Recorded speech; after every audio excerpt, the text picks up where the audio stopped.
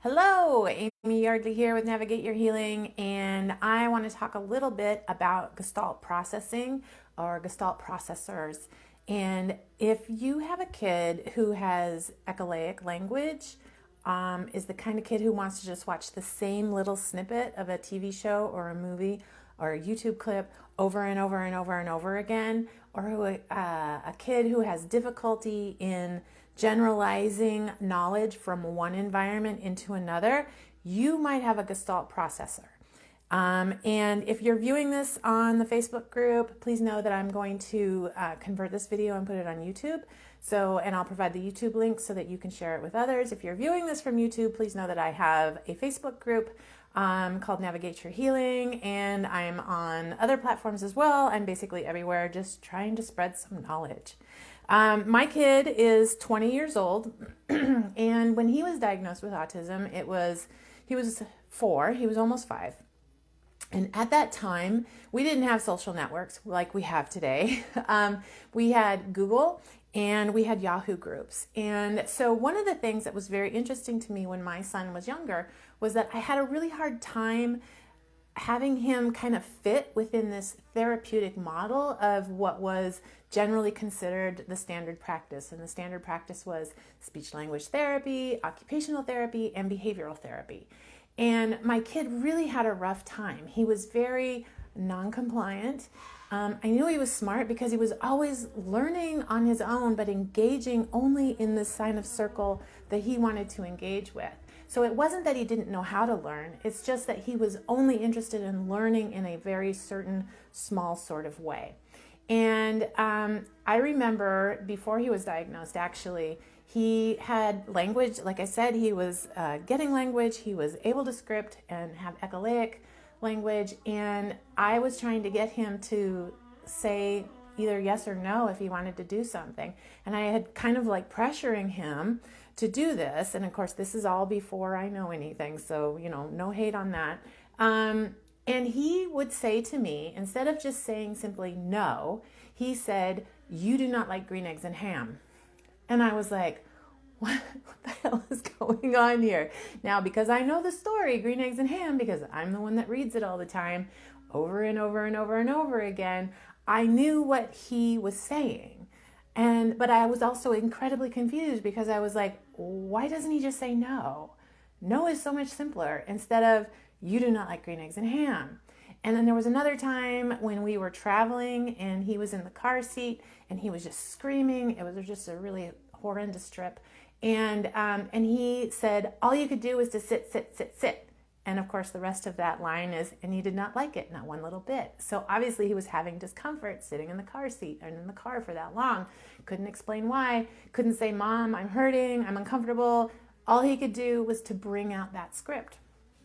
And so I remember too, in terms of early intervention and really trying to help people who were in his life in the educational sector very early on, helping them understand, like, look, if you can just allow him to come into the classroom so that he can circle the room and check everything out before demanding that he come and sit down and comply and do all of the things that everybody else is doing, that's going to go a really long way. And so I inherently knew that the way my kid was processing the world was very different. I was also at the same time very scared that my kid was processing the world very differently because it was not turning out to work towards anyone's favor at that point. And so I do recall even using the term Gestalt. I said he's a Gestalt learner. He's just more Gestalt. Meaning that I have to see the whole before I can see the part.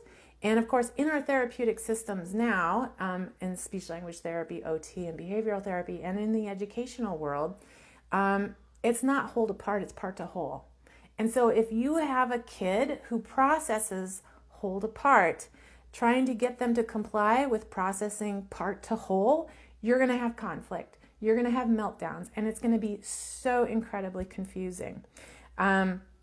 So my kid is one of those kids. He's constantly, he's been a scripter forever. If you've known me since the time we've connected on Facebook, you know that scripting is a huge challenge that I have had. Just trying to get him to acquire language, acquire functional communication, what we might call traditional communication.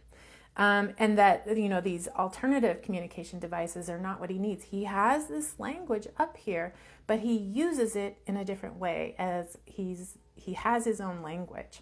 And so amazingly enough, last year I was reading a book and I was like, oh my God, look at this. It's called Natural Language Acquisition on the Autism Spectrum, The Journey from Echolalia to Self-Generated Language by Marge Blanc. I'll hold it up here and you can find it online. That's where I found it. And in here, in this book, she talks about Gestalt processing. And I felt so damn vindicated reading this, because I have never found a professional that truly understood Gestalt processing and could really, truly modify approach to work with that person. Every other approach that I've seen is like, no, we're going to make them do this one little piece at a time, and then we're going to build this piece from A to B and B to C and C to D, and then A, B, C, D, and then we're going to drill them on that 10 times, and hopefully if they get that 8 out of 10 times, then we're going to add E, and we're going to go in that way. Well, my kid comes into it, he doesn't see A, B, C, or D. He comes in and he sees the whole damn alphabet already. He knows it. He knows it forwards and he knows it backwards. And he knows that this alphabet is in other things. And so to try and get him to come down and relearn basically the alphabet, but in your way, is where it's incredibly complex for him, because he's like, this is not how I process. This is not how I do things. It'd be like trying to teach somebody to walk on their hands after they've already learned how to walk on their feet. It's a different way of thinking and of processing.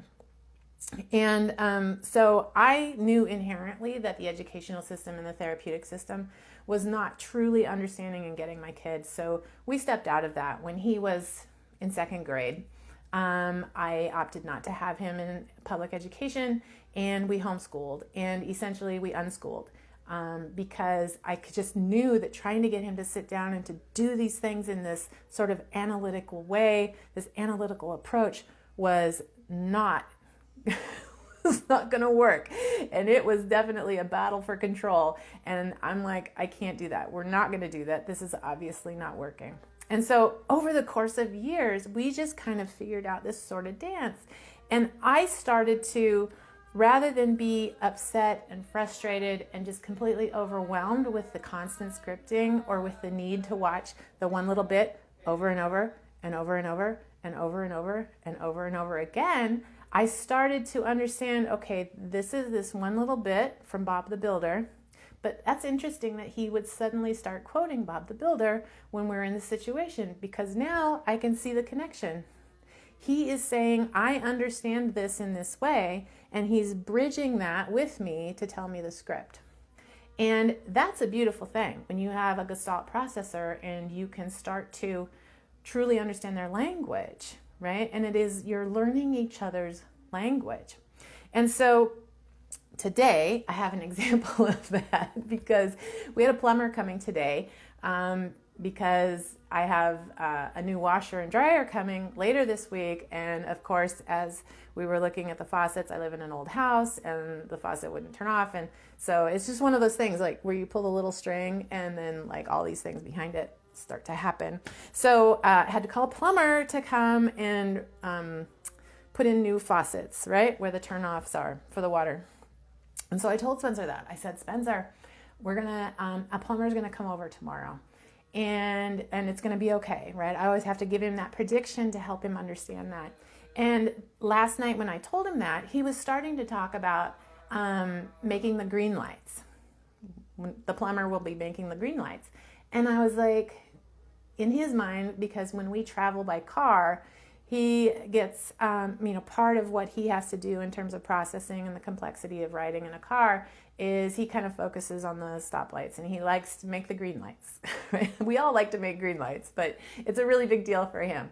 So I understood that in terms of his language. I was like, oh, he's thinking that we're going to go to the plumber tomorrow. And I was like, no, we're not going to go to the plumber. The plumber's coming to Spencer's house. And then that stopped all the conversation about the lights.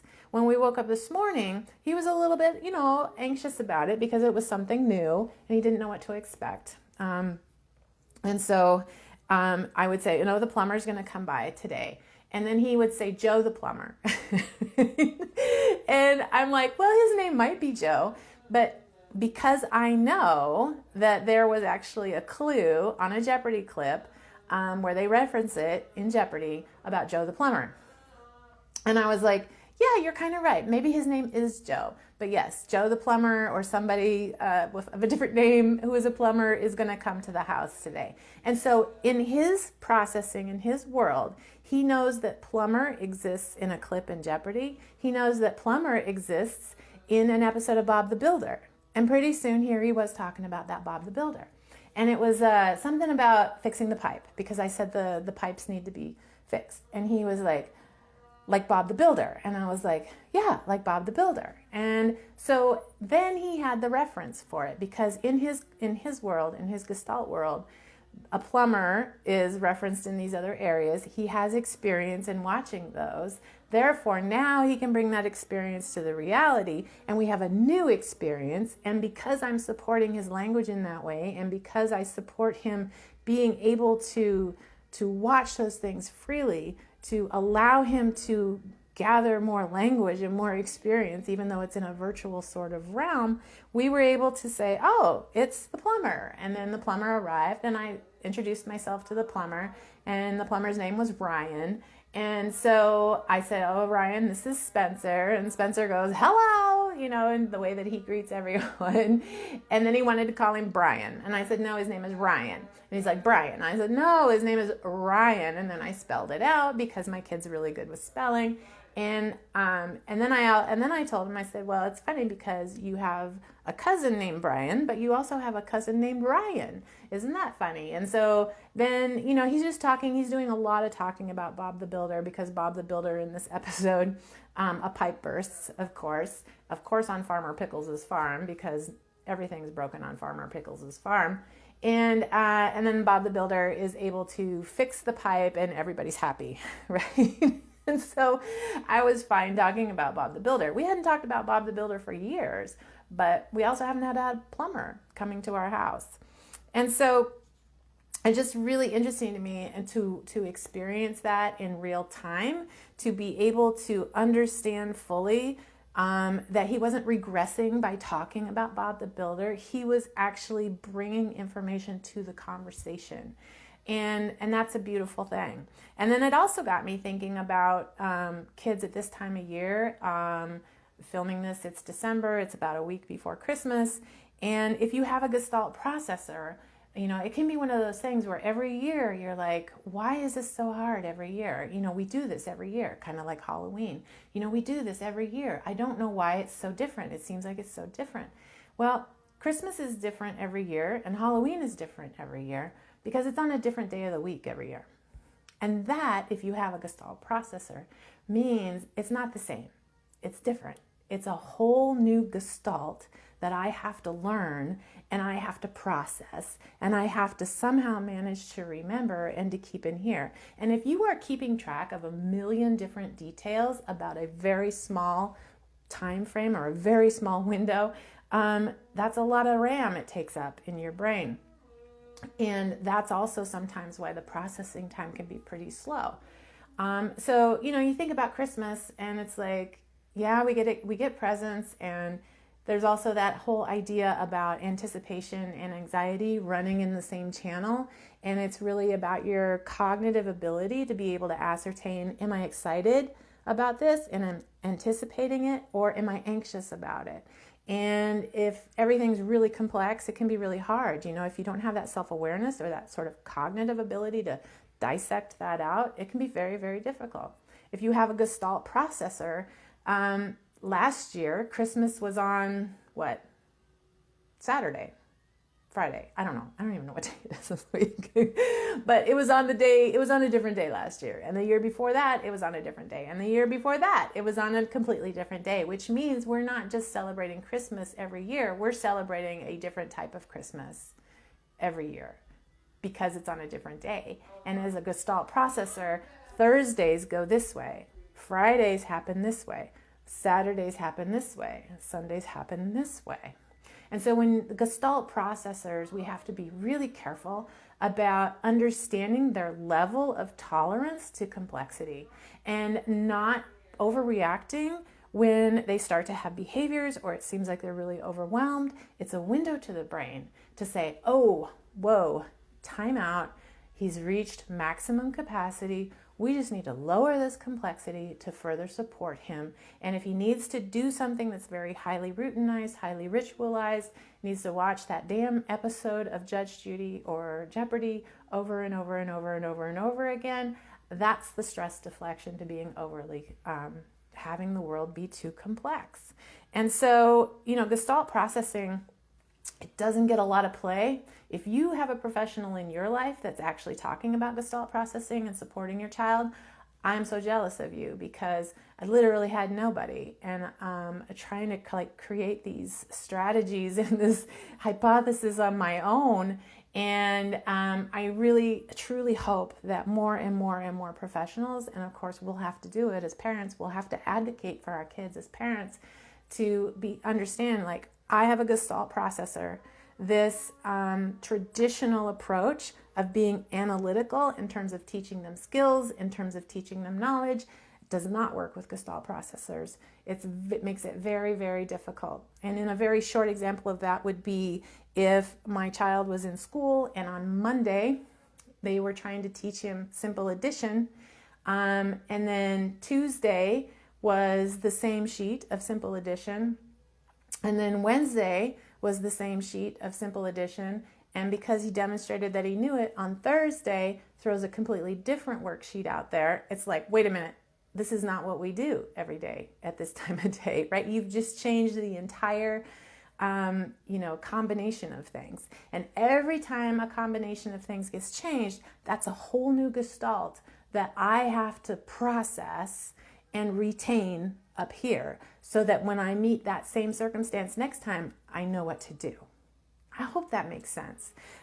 It can be incredibly rewarding, though, if you have a Gestalt processor, to finally kind of unlock that and to understand it, because now I can sit here and I go, oh, okay, I was so stressed out for years about the scripting, and I was perseverating myself on the scripting.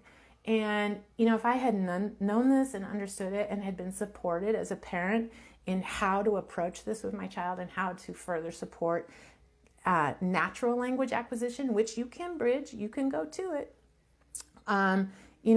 He'd be further than he is right now, but that's okay. I mean, we are where we are, and I support him, and I help translate what he's talking about to other people. And I explain in a short form a little bit about Gestalt language, and it helps them understand that. But at the same time, they don't understand it, and it forces him to use the language skills that he actually does have. So as always with everything about our kids, it's like this fine line on where we have to go. But I just wanted to share that today because the plumber thing was it was just happening in real time. Joe the plumber, Bob the builder, and then Ryan, who actually shows up. And so it was just kind of really nice to be able to move seamlessly through the day, being able to understand what my kid was referencing and what he was trying to communicate, and assure him of that. It worked out really well. So again, this book, Natural Language Acquisition on the Autism Spectrum, can be very helpful if you have a Gestalt learner.